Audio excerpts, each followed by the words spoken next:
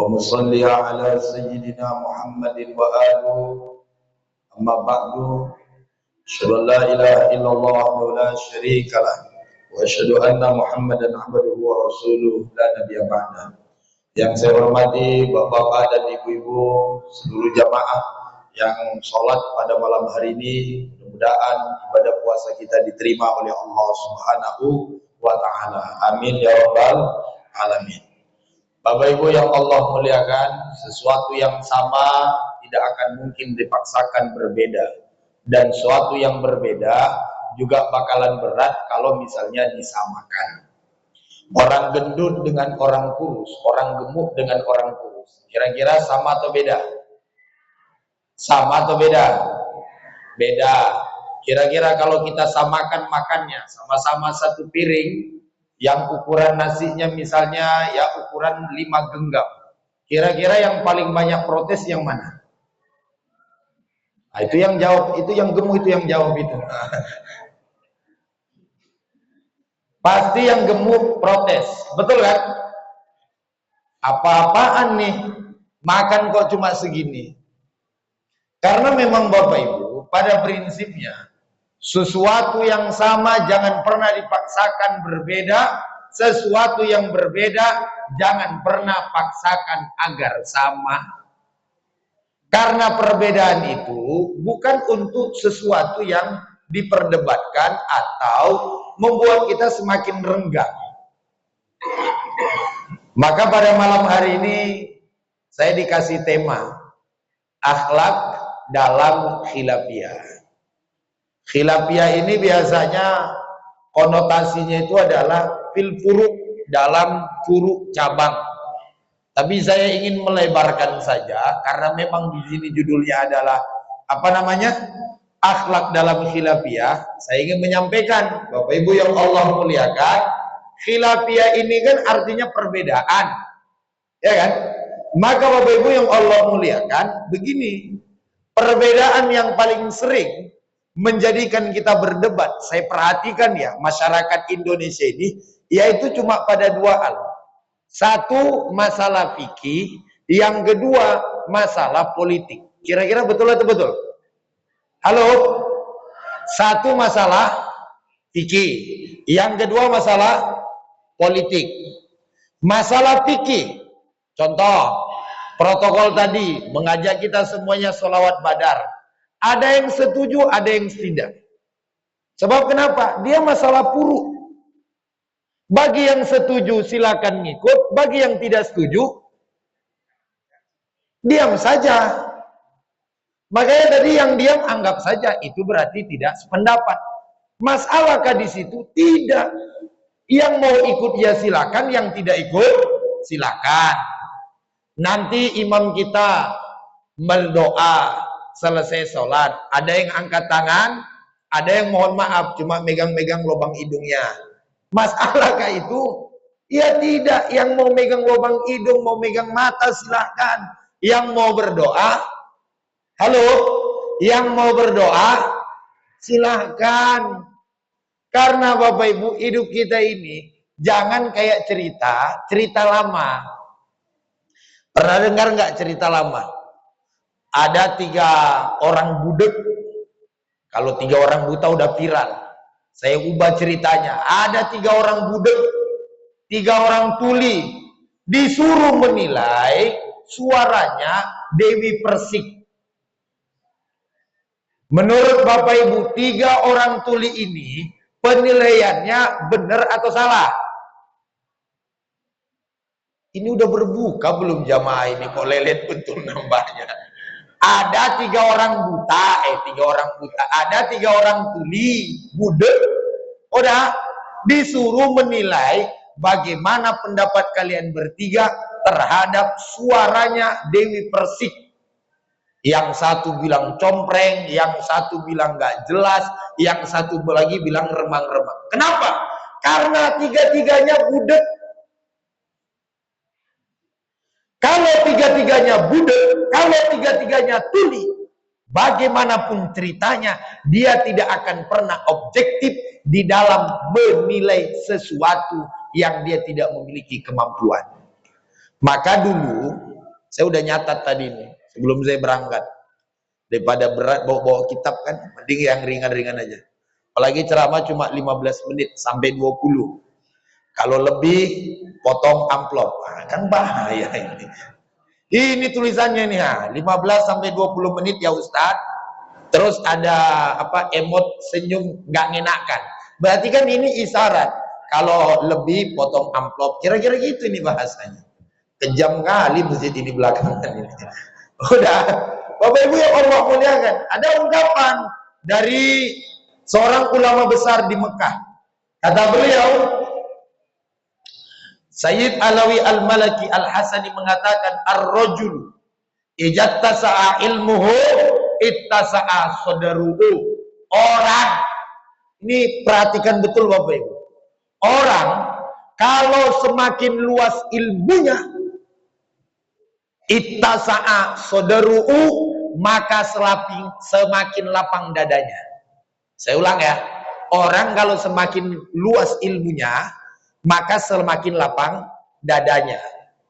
Wa qalla inkaruhu 'alan nas, dan semakin sedikit berdebat kepada orang lain. Kesimpulannya, orang yang suka debat masalah khilafiyah hanyalah orang-orang yang kurang ilmu, kurang lama belajarnya. Makanya saya mohon maaf Bapak Ibu, kalau saya ditanya orang, Ustadz, gimana kalau saya nggak kunut subuh? Terserah lo. Tapi kalau dia nanya sama saya, Ustaz, gimana kalau saya nggak sholat subuh? Bongaan, paling itu saya jawab. Karena mohon maaf, kalau dia kunut atau tidak pakai kunut, ngapain harus repot? Pernah dengar cerita nggak? Ada 2 orang ribut di pos ronda. Kunut mesti dilaksanakan. Yang satu lagi, enggak. Kata guru saya nggak ada kunut. Terus dua-duanya subuh itu nggak ada yang sholat.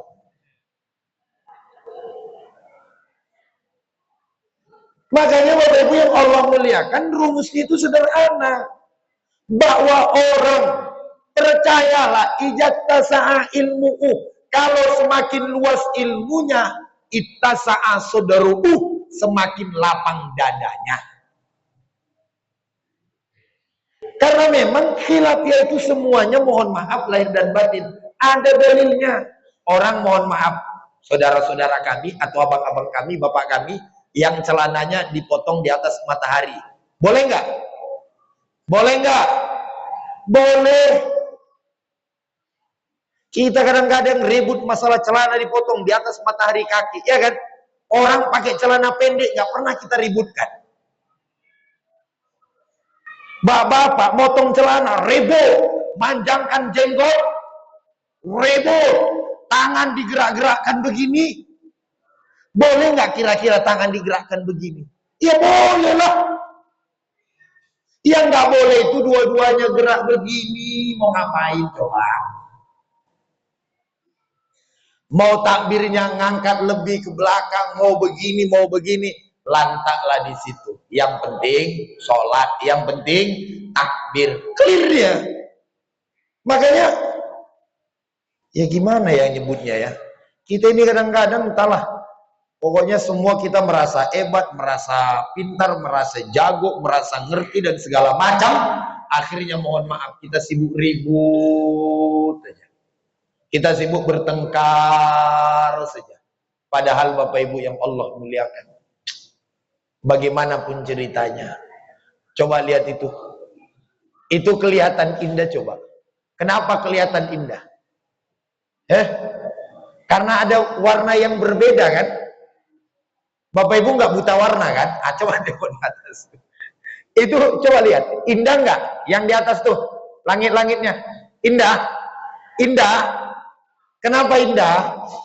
Karena itulah kalau perbedaan itu mampu Pak kita sikapi dengan baik, pasti kelihatan menjadi sesuatu yang indah. Tapi kalau perbedaan malah kita perbesar, khilafiyah kita ributkan sampai kapanpun, ya kita nggak bakalan bisa akur. Saya malam ini pakai peci, Pak Imam pakai kopiah. Terus kenapa kami harus ribut? Selera kami beda kok. Makanya ibu-ibu pun gitu Bu. Jangan gara-gara suami minta telur bulat, ibu minta telur dadar, akhirnya ribut. Puasa kedua curhat sama tetangga, Kak, aku tadi malam ribut waktu sahur sama suami. Kenapa, Kak? Gara-gara telur. Telur yang mana, Kak? Suamiku pingin bulat, aku pingin dadar, kata dia. Masalah telur ribut lo orang itu berdua. Padahal sama-sama, halo, padahal sama-sama, ya sudah. Yang penting kan mohon maaf nih, nggak mesti kita lebar-lebarkan kemana-mana. Yang suka pakai jilbab pink, silakan pakai mukena warna pink. Yang pakai biru dongker, pakai biru dongker. Yang warna putih, pakai warna putih. Saya nggak kebayang Bapak Ibu kalau misalnya nih yang hadir malam hari ini semua bajunya putih, kopiahnya putih, semua pakai kacamata, yang ibu-ibu semua mukenahnya putih, lipstiknya semua warna dongker. Akhirnya saya bingung nih. Yang mana yang nenek-nenek, mana yang masih janda. Ya akhirnya kan kita bingung, Pak. Kita begini nih, akhirnya kita gampang mengenali. Makanya udah deh, nggak usah diributin. Bahkan ada makalah yang mengatakan kullamasdada mar'u minal ilmi isdada minal wasatiyah. Percayalah, orang tak kalah ilmunya semakin luas, maka semakin moderasi dia. Semakin apa namanya? Semakin ini, semakin lapang. Kemarin waktu Isra Mi'raj saya cerita. Jadi dulu adalah seorang habaib, seorang ulama, mau berangkat Pak pengajian, Pak. Pas mau berangkat pengajian, di tengah jalan, pas mau berangkat pengajian ini, ternyata bertemu dengan orang yang di tengah jalan bikin acara pesta sambil ngundang dangdut, DJ. Pokoknya di tengah jalan itu akhirnya jalan terblokir dan musiknya kenceng, pakai sound horeg. Karena kejadian ini di Jawa. Pokoknya dari tempat panggung itu yang kedengaran cuma ojum, ojum, ojum, ojum, ojum, ojum, ya kan? Semua orang angkat tangan. Pak Kiai dengan kemudian anggotanya lewat. Mau berangkat pengajian, udah ditunggu jamaah di masjid. Lalu apa yang terjadi? Mereka terhalang dan akhirnya ya delay 1 jam. Terus si supirnya ngomong, Pak Kiai, itulah zaman sekarang ini. Memang banyak manusia nggak punya otak, nggak punya akal, bikin acara di tengah jalan, memblokir jalan. Akhirnya kita repot mau berangkat pengajian. Kata Pak Kiai, udahlah, nggak usah diributin. Saya pingin doa aja kepada Allah. Terus Kiai itu doa, ngangkat tangan, ya Allah, sebagaimana mereka bahagia sekarang ini, engkau bahagiakan di atas dunia, bahagiakan nanti mereka di akhirat. Saya mau tanya, lapang nggak? Lapang nggak? Berarti sang Kiai walaupun mau berangkat pengajian, nggak ada niatnya bahwa dirinya lebih baik daripada mereka yang mohon maaf, ya anggaplah ajib itu. Karena kan bisa jadi hari itu mereka dangdutan di situ, nyampe ke rumah, ternyata rumahnya kebakaran. Karena musibah itu akhirnya perempuan yang tadi biduan, yang membuka aurat sadar, lalu insaf kepada Allah karena keberkahan dari doa seseorang yang mendoakannya untuk kebaikan. Itu yang saya maksud, bahwa jangan hidup kita ini terlalu picik. Mentang-mentang kita jadi ketua masjid 10 tahun, seolah-olah yang duluan masuk surga kita, sedangkan jamaah ini kan jamaah tahunan nih Pak, ya kan? Ya ini kan jamaah tahunan ini, paling 3 hari ini aja bertahan ini. Nah ada ini 3 hari lagi udah sepi lagi nih masjid ini. Ini yang saya kenal wajahnya ini paling beberapa orang. Apalagi itu yang belakang itu rata-rata nggak ada itu. 2 hari lagi udah out itu, bukan apalah. Bapak Ibu yang Allah muliakan, udah deh. Nggak usah kita ini merasa begini dan begitu. Sebab kenapa? Karena iblisu min aksaril malaikati ilman wa amalan.